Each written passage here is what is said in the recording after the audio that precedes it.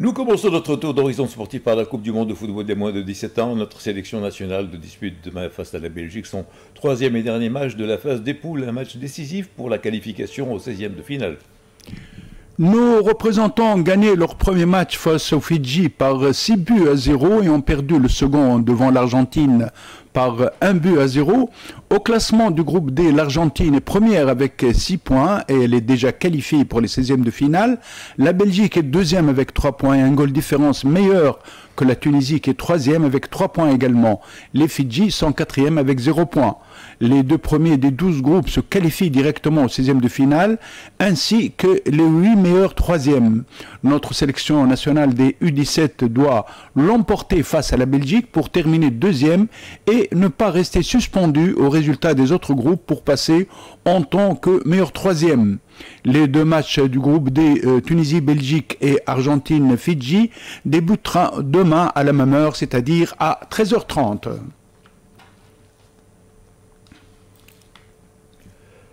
L'avant-dernière journée de la phase allée du championnat de Tunisie de Ligue 1 qui se déroule ce week-end est marquée par le derby de la capitale entre l'Espérance et le club africain. Au classement général de la Ligue 1, l'Espérance est première avec 30 points, alors que le club africain est deuxième avec 27. Les deux équipes affichent depuis 3 journées un parcours différent. L'Espérance a remporté ses 3 derniers matchs, marquant 8 buts et encaissant un seul. Elle possède la meilleure ligne d'attaque du championnat avec 23 buts et la meilleure défense avec le Stade tunisien avec 3 buts encaissés en 13 matchs. Le club africain a raté ses 2 dernières sorties face à Soliman et face au Stade tunisien, se contentant d'un point dans chacune des 2 rencontres. Les clubistes possèdent la deuxième ligne d'attaque avec 18 buts et la troisième meilleure défense du championnat avec 7 buts encaissés. L'arbitrage de la rencontre qui débutera demain à 14h30 a été confié au Tunisien Amir Loussif. Le programme complet de la 14e journée, cet après-midi à partir de 14h30, Club Athlétique Bizartin, Étoile Sportive du Sahel, match retransmis par l'Ouattania 1. Union Sportive Monastérienne, Jeunesse Sportive Kérouanaise, match retransmis par l'Ouattania 2. Club Sportif Sfaxien, Avenir Sportif de la Marsa, match retransmis en différé sur l'Ouattania 2 à partir de 16h30. AS Gabès Soliman, match retransmis en différé sur l'Ouattania 2 à partir de 18h30.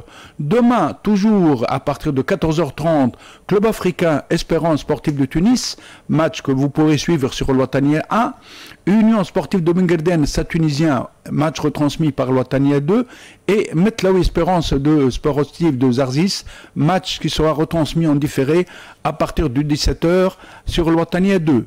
Par ailleurs, la Ligue nationale de football professionnel a communiqué hier ses décisions à la suite de la rencontre de la 12e journée de Ligue 1 entre l'Espérance sportive de Tunis de Zarzis et l'Avenir sportif de la Marsa, qui a été interrompue à un quart d'heure de sa fin.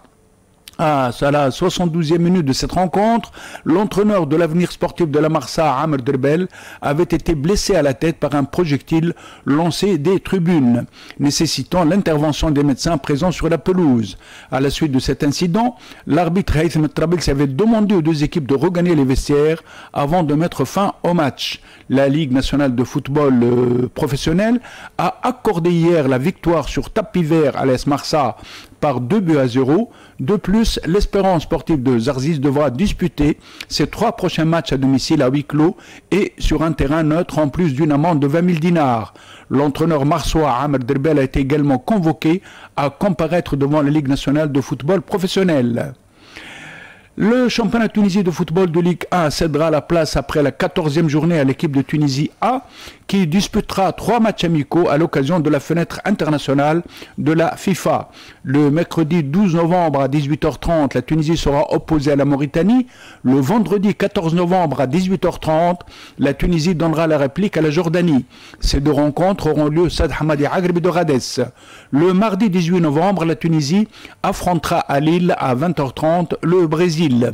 Ces 3 tests amicaux entrent dans le cadre des préparatifs de la Coupe arabe des nations organisée au Qatar du 1er au 18 décembre 2025 et la Coupe d'Afrique des nations qui se déroulera au Maroc du 21 décembre au 18 janvier 2026. Le sélectionneur national Sami Trabelsi annoncera demain soir au cours de l'émission Dimanche Sport sur l'Otania 1 la liste des joueurs convoqués pour les 3 matchs amicaux. En Ligue 2, le club sportif d'Amamlif inflige une lourde défaite par 7-0 au Croissant sportif de Cheba en match comptant pour la 8e journée du championnat. Grâce à ce large résultat, le club sportif d'Amamlif a consolidé sa première place au classement général du groupe A. Ses poursuivants immédiats, Tataouine et Hamamsou, se sont imposés respectivement face à Menzel Bourguiba par 2-0 et devant Boussel par 1-0. Dans les autres matchs, victoire d'El Makarim de Mehdi face à Aguerre par 1-0. Bouhaj Lemsek en ont fait match nul, 1 but partout.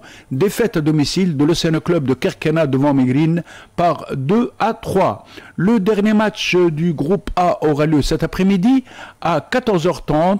Il y aura Sporting Club de Benarous Fax Railway Sport. Dans le groupe B, 2 matchs ont eu lieu hier pour le compte de la 8e journée. Victoire du Sporting Club de Moknine face à Gelma par 3-0 et match nul 2 buts partout entre Boucham et Rdaïf. Cet après-midi à partir de 14h30, la suite des rencontres du groupe B. Au programme AS Ariana Jandouba Sport, Korba Kasrin, Qal'a Sport Sakit El-Dair, Olympique Sidi Bouzid Qsour Sef et Qawaf El Gafsa Stade Gabésien. En handball, la finale du championnat arabe féminin des clubs champions et des clubs vainqueurs de coupe réunira le club des sports féminins de Moknine et le club africain. Hier et en demi-finale, le club sportif féminin de Moknine a battu sur le fil en demi-finale la CEF du Sahel 26-25, alors que le club africain s'est imposé largement face à l'Es Hamamet par 37-21. La CEF du Sahel et Hamamet disputeront le match de classement pour la 3e et la 4e place. Hier également, au match de classement pour les places de 5 à 8, Karine du Koweït a battu Nabek de Syrie 44-38, alors que Khassioun de Syrie s'est imposé face à Salwa Sober du Koweït 27-22. Toujours en handball et dans le cadre de la 12e journée du championnat de Tunisie élite senior garçon, 2 rencontres se sont déroulées hier. L'Espérance a battu le Stade tunisien 34-21, alors que le club africain l'a emporté face à Rsoulousef par 38-30. Ce soir, la suite des rencontres de la 12e journée du championnat de Tunisie de handball élite. À 16h, Sporting Club de Moknine et Bedkhiar. À 17h, Sakit Ezid, club de handball de Jamel. Étoile sportive du Sahel, Tiboulba. El Makarim de Mahdia, AS Hamamet. En volleyball, la 4e journée du championnat de Tunisie Télécom de la Nationale A se poursuit ce soir. Dans le groupe A, à 16h, il y aura Saïdi Sidi Boussaïd Mouldi de Bousselm. À 18h, Espérance sportive de Tunis, Zitouna Sport. Et Club olympique de Kelibia, Avenir sportif de Lemarsa. Dans la poule B, à 16h, il y aura Club sportif d'Amamlif, Club sportif Sfaxien. Demain, à 14h, Association sportive des télécommunications de Sfax, Étoile sportive du Sahel. Hier, au match avancé de la 4e journée pour le compte du groupe B, l'Union sportive des transports de Sfax a battu Fatah Hamam Lerzez par 3-7-0. À l'étranger, Ariana Sabalenka affrontera Elena Kouriana et finale des coupes, finale WTA de Riyad de tennis. La numéro 1 mondiale, Aryna Sabalenka, éliminée en demi-finale l'américaine Amanda Anisimova en 3-7, 6-3, 3-6 et 6-3, alors que la kazakhstanaise Elena Rybakina a battu une autre américaine Jessica Pegula en 3-7 également, 4-6, 6-4 et 6-3. La finale des finales WTA se déroule aujourd'hui. C'est la fin de Point Sport. L'information à retenir, notre sélection des moins de 17 ans affronte demain la Belgique pour son 3e et dernier match de la phase des poules de la Coupe du Monde de football Qatar 2025.